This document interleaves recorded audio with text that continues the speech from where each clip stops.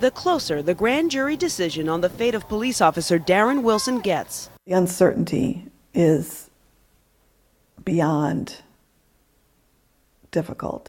The more anxious many in the St. Louis area grow. This woman grew up in Ferguson and moved back here to raise her family. Her concern is less about whether or not Wilson will be indicted for the shooting death of 18-year-old Michael Brown in August, but more about the reaction that follows. If there's peaceful demonstrations, that's fine.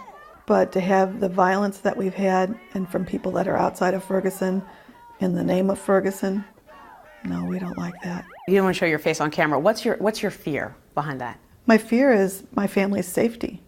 In the days after Mike Brown's death, unrest paralyzed Ferguson and led to months of demonstrations in the St. Louis area. Now businesses here are boarded up, hoping to avoid destruction if protests once again spin out of control. Schools in St. Louis County are setting up contingency plans if the decision comes while class is in session. The Jennings School District making the call to extend its Thanksgiving holiday to last the entire week. Some churches are ready to assist protesters and residents affected by potential rioting.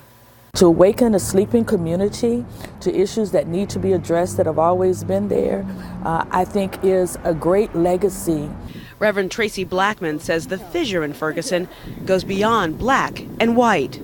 Both sides love Ferguson, but one side wants to be embraced and have all of the rights and all of the benefits that both sides should have.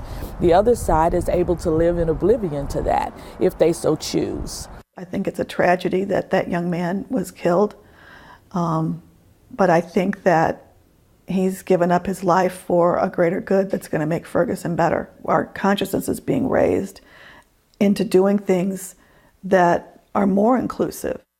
Meanwhile, President Obama joined Attorney General Eric Holder and members of the St. Louis community in a call for peace, no matter what the grand jury decides, telling ABC News, using any event as an excuse for violence is contrary to rule of law and contrary to who we are.